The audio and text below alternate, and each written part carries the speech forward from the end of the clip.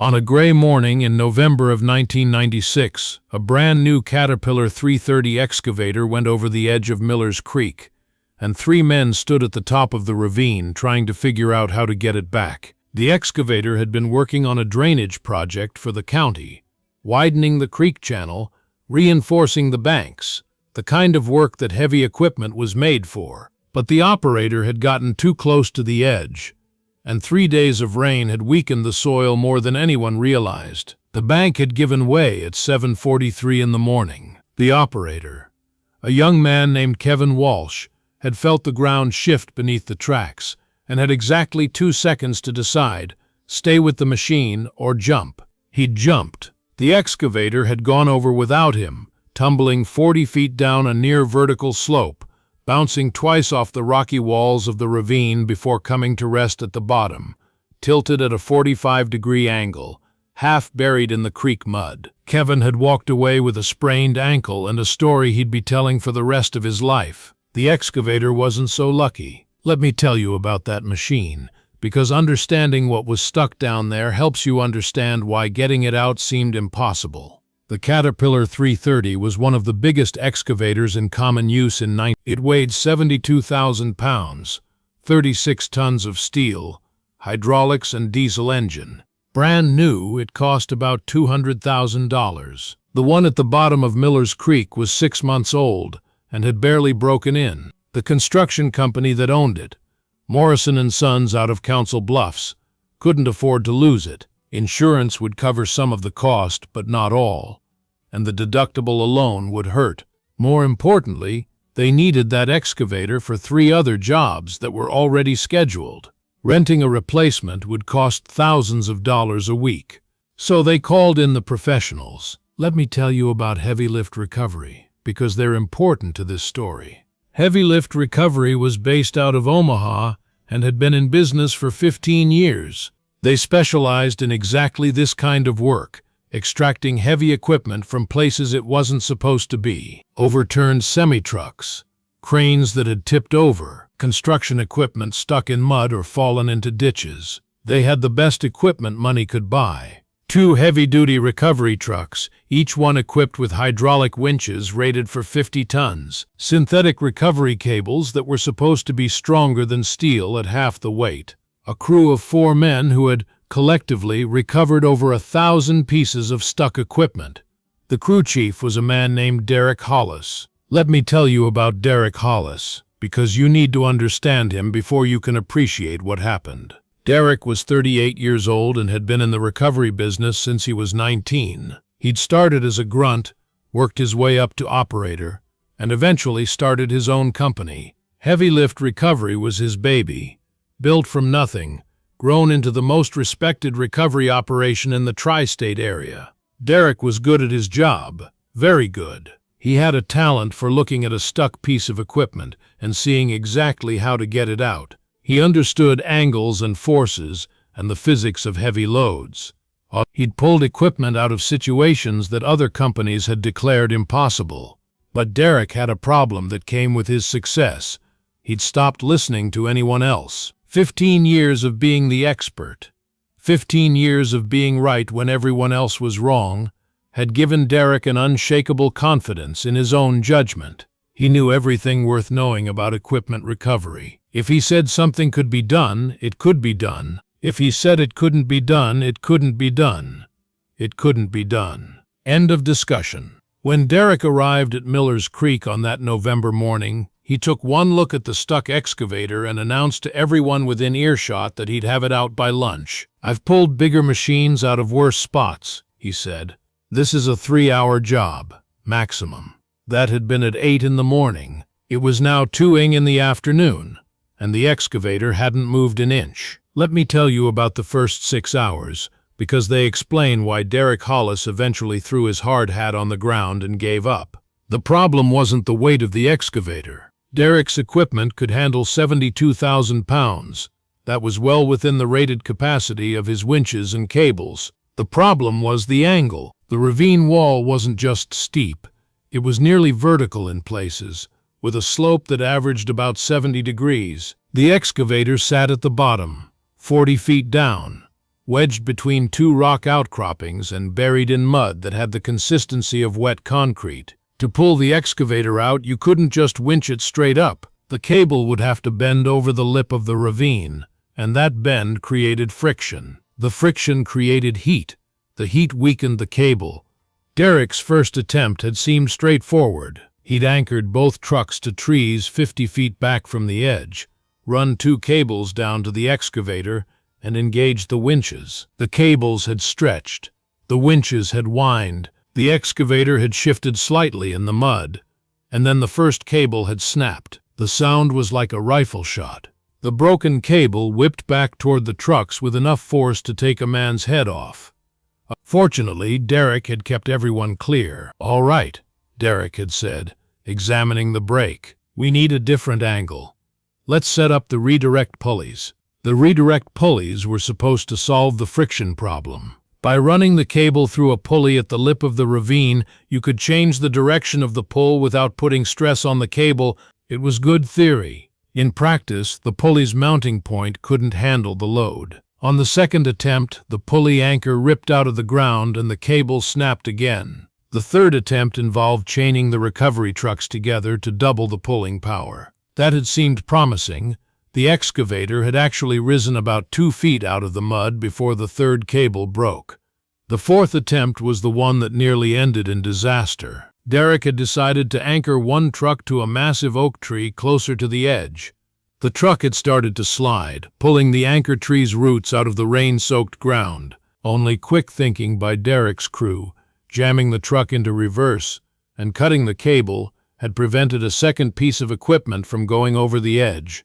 Now Derek stood at the edge of the ravine with 4 broken cables piled at his feet, his trucks damaged, his crew exhausted, and the excavator sitting exactly where it had been 6 hours ago. "Well?"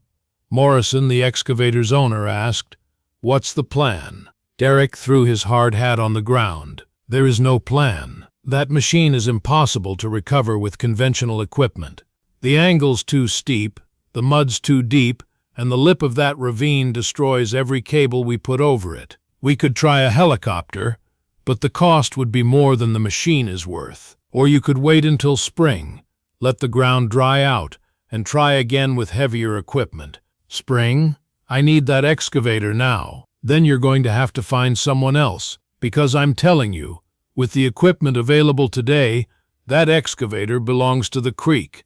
Morrison looked like he wanted to argue, but he'd watched every attempt fail. He'd seen the cables snap, the anchors pull loose, the recovery trucks slide toward the edge. He knew Derek Hollis was the best in the business. If Derek said it couldn't be done, it couldn't be done. That's when the old Ford pickup pulled up to the edge of the site. Now let me tell you about Eugene Pratt, because you need to understand him to understand what happened next. Eugene was 71 years old and had farmed 280 acres on the other side of Miller's Creek for 48 years. His land bordered the drainage project, and he'd been watching the construction crews work for the past 2 weeks, watching and shaking his head at some of the things he saw. The morning the excavator went over, Eugene had been on his back porch having coffee. He'd heard the sound, a distant rumbling, then silence, and he'd known immediately what had happened. Ground's too wet, he'd thought. Told them it was too wet. He hadn't told them anything, of course. Nobody asked farmers for advice anymore. The construction crews had their engineers and their soil samples and their computer models. They didn't need an old man's opinion about mud, but Eugene had walked over that afternoon anyway, curious to see how bad it was. He'd stood at the edge of the ravine, looked down at the stuck excavator, and immediately started thinking about how to get it out. Eugene Pratt had been pulling things out of Iowa mud for 50 years. Tractors, trucks, combines, wagons. If it had wheels or tracks and got stuck, Eugene had probably pulled it out at some point. His grandfather had taught his father, and his father had taught him, using techniques that went back to the days before engines, when everything had to be moved with horses and human ingenuity. The key was mechanical advantage. Eugene had watched the recovery crew work all morning. He'd watched them try to overpower the problem with brute force, bigger winches, stronger cables, more trucks. He'd watched them fail, again and again, because they didn't understand the fundamental truth that his grandfather had taught him 60 years ago. You can't beat physics with muscle. You have to work with physics, not against it. Now let me pause here and ask you something. Have you ever watched an expert struggle with something you knew how to do? Have you ever stood back and kept your mouth shut because you knew they wouldn't listen? Because expertise and pride make people deaf to suggestions from people they consider beneath them. Eugene Pratt had watched the recovery crew fail all morning, knowing exactly what they were doing wrong, knowing exactly how to fix it. But he'd kept his mouth shut because he knew Derek Hollis wouldn't listen to a 71-year-old farmer. Then Derek had thrown his hard hat on the ground and declared the excavator unrecoverable, and Eugene had gotten in his truck and driven over. Let me tell you about what was in the back of Eugene's pickup, because it looked like junk, and it was anything but. Eugene had inherited his equipment from his father, who had inherited it from his father before him. Some of it dated back to the 1920s. All of it was made of iron and steel, built in an era when things were designed to last forever. There were chains, not modern alloy chains, but old-fashioned iron chains, with links as thick as a man's thumb. The chains were rusty, heavy, and ugly. They were also capable of holding loads that would snap modern equipment like thread. There were pulleys, cast iron snatch blocks with steel sheaves, some of them stamped with dates from the 19th. The pulleys were designed to be used with natural fiber rope, but they worked just as well with chain. Each pulley could redirect a load with minimal friction, and when combined in series, they created what was called a block and tackle, a system that multiplied force. And there was the PTO winch, a mechanical drum that connected to a tractor's power takeoff shaft, driven by the engine itself rather than by hydraulics. The winch was slow, brutally slow, but it never stopped pulling. It didn't have sensors to tell it when to quit. It didn't have safety cutoffs. It just kept turning, kept pulling, kept applying force, until something moved or something broke. Derek Hollis watched Eugene unload this equipment with a look of disbelief that slowly turned to amusement. "Old-timer," Derek said, "what exactly do you think you're doing? Thought I might be able to help." "Help?" Derek laughed, a short, sharp sound. "We just spent 6 hours trying to pull that excavator out with equipment rated for 50 tons. We broke 4 cables. We nearly lost a truck. And you think He pointed at Eugene's rusty chains and ancient pulleys. "You think that junk is going to do what our equipment couldn't? It might. It won't. That excavator weighs 36 tons. Your chains might hold, I'll give you that. But you don't have anything to pull with. That old tractor of yours, what is it, a Ford, makes maybe 40 horsepower. My trucks make 5 times that. Your trucks kept breaking cables because of the angle. The friction at the lip of that ravine." "I know," Eugene interrupted quietly. "I watched. You're trying to pull against that edge. You need to pull with it." Derek crossed his arms. "What does that even mean?" Eugene didn't answer. Instead, he walked to the edge of the ravine and looked down at the stuck excavator. He studied the angle of the slope, the position of the machine, the rock outcroppings that had stopped its fall. He looked at the lip of the ravine, the sharp edge that had destroyed Derek's cables. Then he started doing something that made Derek Hollis shake his head in disbelief. He walked down into the ravine. Let me tell you about what Eugene saw when he got to the bottom, because that's when he knew exactly how to solve the problem. The excavator sat in a natural cradle formed by 2 rock outcroppings. Its front end, the boom and bucket, pointed uphill, while its back end was buried in mud. The tracks were completely submerged. Derek's approach had been straightforward. Attach cables to the excavator's frame and pull it straight up the slope. Simple, direct, wrong. The problem was that straight up meant pulling over the lip of the ravine, and that lip was essentially a knife edge of rock. Every cable that went over it was being sawed through by its own tension. The more weight on the cable, the faster it cut through. Eugene looked at the ravine walls. They weren't uniformly steep. About 30 feet to the left of where the excavator sat, the wall had partially collapsed in some past erosion event. The slope there was maybe 40 degrees instead of 70, still steep but manageable. More importantly, there was no knife edge at the top. The collapsed section had created a ramp of sorts, rough and rocky but continuous. Derek had ignored this route because it was longer, maybe 100 feet of total pull instead of 40. His instinct had been to take the direct path. Eugene's instinct was different. You always pull the long way if the short way is impossible, his grandfather had told him. 100 feet of possible beats 40 feet of impossible, every time. Eugene climbed back up the ravine and walked over to Derek Hollis. "I'll make you a deal," Eugene said. "Let me try my way. If it doesn't work, you haven't lost anything. If it does work, you learn something." Derek laughed. "And what could an old farmer teach me about equipment recovery? Maybe nothing. Maybe something. Do we have a deal?" Derek looked at the excavator, then at his broken cables, then at his crew who had been watching this exchange with tired amusement. "Fine. Do whatever you want, old-timer. When your chains break like our cables did, we'll all have a good laugh and go home." Let me tell you about Eugene's setup, because it was a master class in applied physics. Eugene didn't try to pull the excavator straight up the steep slope. Instead, he planned a different route entirely, a zigzag path that used the collapsed section of the ravine wall. The first leg would pull the excavator sideways out of the mud and onto the rock shelf where it currently sat.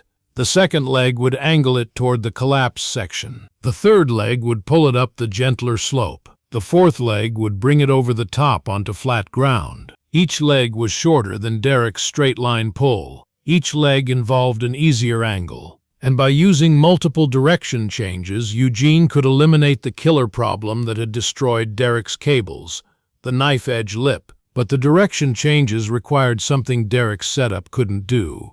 They required pulling in multiple directions without repositioning the anchor point each time. That's where the block and tackle system came in. Eugene set his anchor point, a massive oak tree, 100 feet back from the collapsed section of the ravine.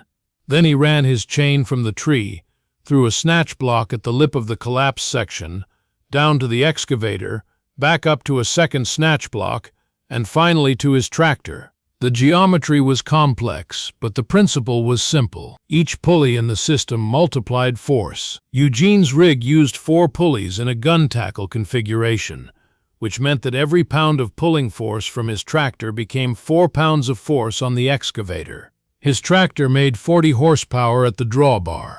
With the pulleys, that became effectively 160 horsepower, not as much as Derek's trucks, but applied differently. Applied slowly, applied continuously, applied without the sudden shocks that had snapped cable after cable. "You're going to pull sideways first?" Derek asked, watching Eugene work. "Got to get it out of that mud before I can move it uphill. That'll take forever, faster than never." Eugene finished his setup and walked to his tractor, an old Ford 5000, faded blue, 30 years old, and still running like the day it was made. He started the engine, engaged the PTO, and began taking up slack in the chain. The block and tackle system creaked.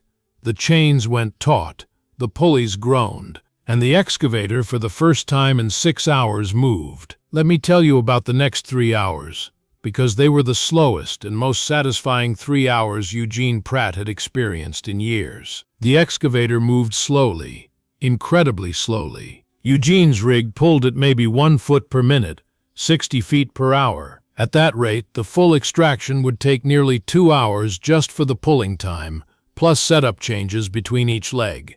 But it moved. The first leg, pulling the excavator sideways out of the mud, took 45 minutes. The machine groaned and complained, its 36 tons resisting every inch. But the chains held, the pulleys turned, the tractor kept pulling. When the excavator finally cleared the mud and sat on solid rock, Derek Hollis stopped laughing. The second leg was trickier. Eugene had to partially disassemble his rig, reposition 2 pulleys, and establish a new pull angle. It took 30 minutes just to set up. But when he started pulling again, the excavator obediently followed the chains, inching its way toward the collapsed section of the ravine wall. Derek's crew gathered to watch. They'd never seen anything like this. A 71-year-old farmer with 30-year-old equipment moving a 36-ton excavator through a route that their sophisticated gear couldn't manage. "How does he know it won't break?" one of the crew asked. "He doesn't," another answered. "But watch his setup. He's not fighting the load, he's directing it. When he changes angles, the chain goes slack for a second. No shock loading, no sudden stress. That's what broke our cables. Yeah, we were yanking. He's persuading. Now let me tell you about the third leg, because that's when Derek Hollis finally understood what he was watching. The third leg was the main event, pulling the excavator up the collapsed section of the ravine wall. The slope was still steep, maybe 40 degrees, but it was continuous. No knife edges, no sudden drops, just a rough, rocky ramp that the excavator's tracks could grip. Eugene repositioned his rig one more time, adding a fifth pulley to increase his mechanical advantage. Now every pound from the tractor became 5 pounds on the excavator. He started the pull. The chains sang with tension. The tractor's engine labored. The excavator began to climb. Foot by foot, inch by inch, the massive machine crawled up the slope like some prehistoric creature emerging from the earth. Its tracks found purchase on the rocks. Its weight shifted from impossible to manageable to almost easy as the angle decreased with every foot of progress. Derek Hollis walked over to Eugene's tractor and stood watching. "How?" he asked finally. Eugene didn't take his eyes off the chains. "How what?" "How did you know this would work? We tried everything."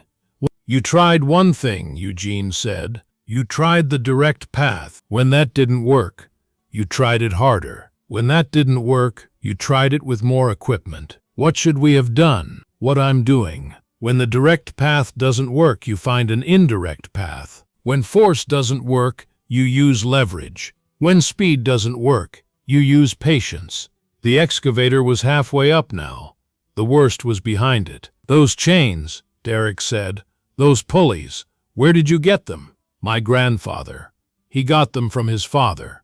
They've been pulling things out of Iowa mud since before my father was born. They must be 60, 70 years old. The chains are. The pulleys are older. Some of them were made before World War I. Derek shook his head. "And they're stronger than our 50-ton cables?" "They're not stronger. They're used different." Eugene finally looked at Derek. "Your cables are designed for speed. Hook up, pull hard, get the job done. When everything goes right, they're great. But when something goes wrong, when there's friction, or shock loading, or an angle you didn't expect, they fail. And your chains, my chains are designed for stubborn. They don't care how long the job takes. They don't have a schedule. They just keep pulling until the job is done or the world ends." The excavator crested the slope. Its front tracks came over the lip of the collapsed section and bit into flat ground. A few more minutes of pulling, and the whole machine sat on level earth, muddy, battered, but intact. Eugene shut down the tractor and let out a breath he'd been holding for 3 hours. The excavator was out. Let me tell you about what happened after, because the story doesn't end with a recovered excavator. Morrison, the excavator's owner, was so happy he tried to pay Eugene on the spot. Cash, whatever Eugene wanted. Name his price. Eugene refused. "I didn't do it for money," he said. "I did it because it was sitting there stuck and somebody had to get it out. There has to be something I can give you." Eugene thought about it. "You could do me one favor. Anything. Next time you're working near my land, ask me about the ground conditions before you start. I've been walking that creek for 50 years. I know where the mud is soft and where it's solid. I know where the banks are stable and where they're not. Your engineers have their soil samples and their computer models, but I have something they don't." "What's that?" "I've been paying attention." Morrison nodded slowly. "You've got a deal. Let me tell you about Derek Hollis, because what happened next tells you the kind of man he was beneath the arrogance. Derek could have packed up his equipment and driven away. He could have pretended the last 3 hours hadn't happened, gone back to Omaha, and never spoken of it again. That's what most people would have done. That's what pride would have demanded. But Derek wasn't most people. He walked over to Eugene's truck, where the old farmer was coiling his chains and checking his pulleys for damage. "Mr. Pratt," Derek said. Eugene looked up. "Yes, I owe you an apology. I laughed at you, called your equipment junk, told you it wouldn't work. You did. I was wrong." Eugene nodded. "Apology accepted. Can I ask you something?" "Go ahead. Where did you learn to do that?" "The multiple legs, the angle changes, the way you set up those pulleys. I've been in this business for 20 years, and I've never seen anything like it." Eugene was quiet for a moment, looking at his equipment, the rusty chains, the ancient pulleys, the cast-iron snatch blocks that had outlasted everything else. "My grandfather taught my father, and my father taught me. They called it slow rigging. Before engines, before hydraulics, when everything had to be moved with horses and human strength, this was how people moved heavy loads. You couldn't overpower anything. You had to outsmart it. Slow rigging. Most people have forgotten. They think modern equipment can solve any problem. And most of the time they're right. Modern equipment is amazing. But sometimes you run into a problem that modern equipment can't solve, and then you need to remember the old ways." Derek looked at the chains in Eugene's hands. "Could you teach me?" Eugene raised an eyebrow. "You want me to teach you? I've been doing this job for 20 years. And today an old farmer showed me I don't know as much as I thought I did. That either means I'm stupid and should quit, or it means there's still things to learn and I should keep going. I'd rather keep going." Eugene smiled.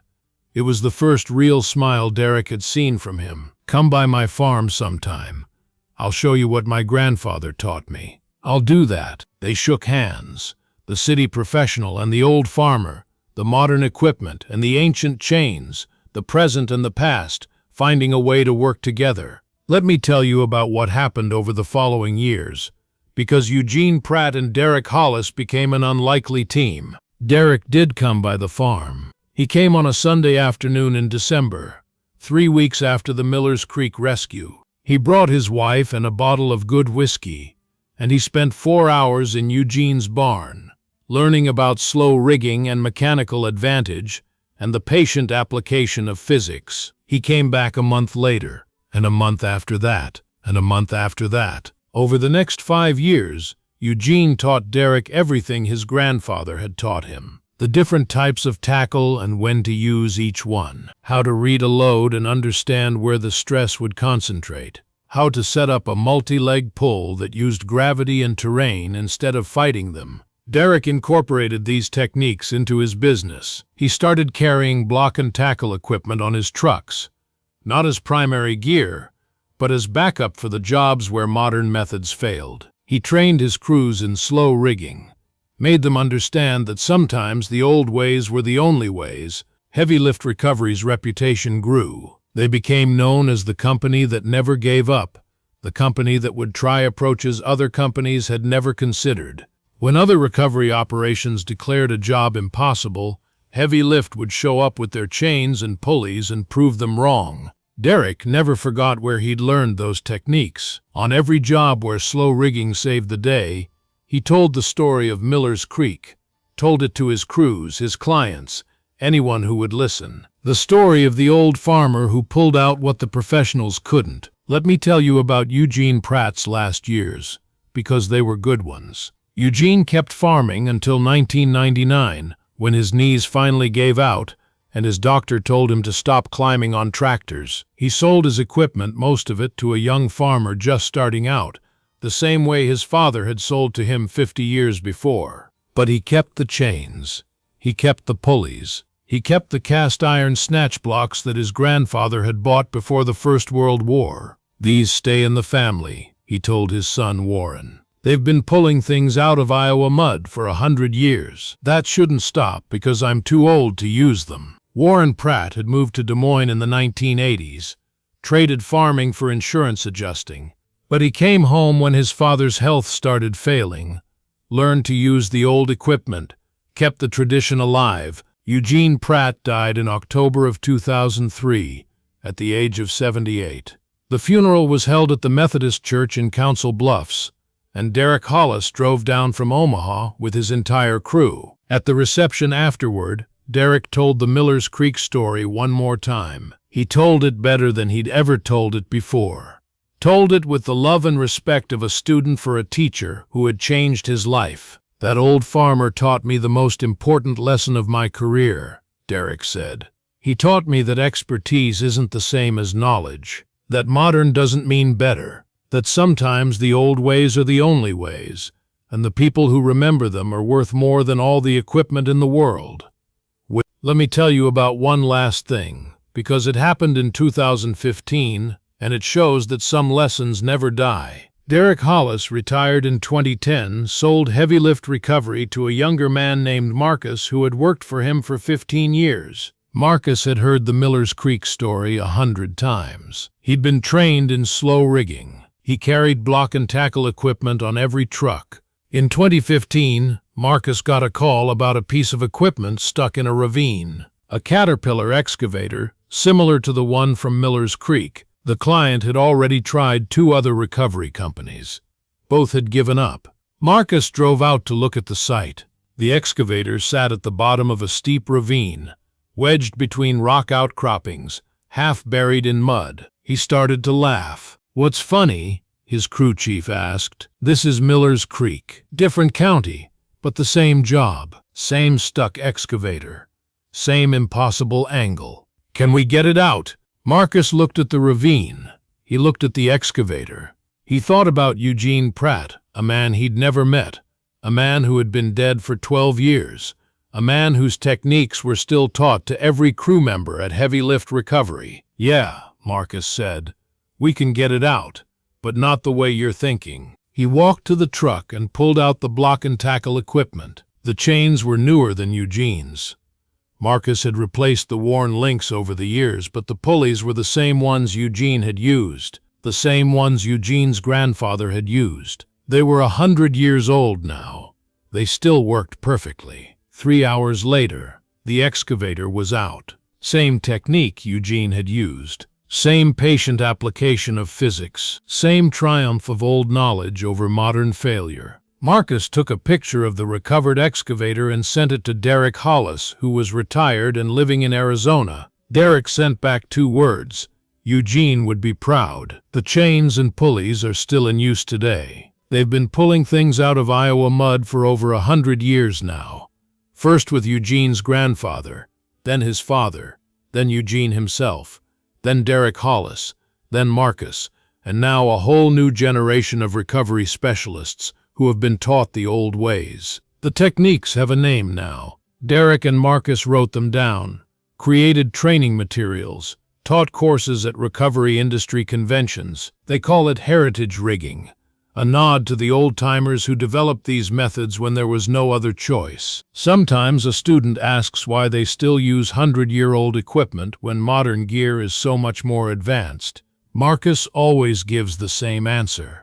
The same answer Eugene Pratt gave Derek Hollis at the edge of Millers Creek in 19. Modern equipment is designed for speed. This equipment is designed for stubborn. And when speed doesn't work, stubborn is all you've got.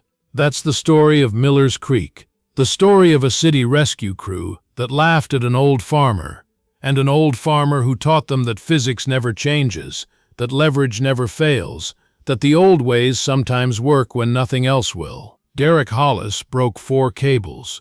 Eugene Pratt used chains that bent but never broke. The excavator came out of the ravine. And somewhere in Iowa, those same chains are still working, still pulling, still teaching, still proving that some things don't become obsolete. They just wait for people to remember why they were made.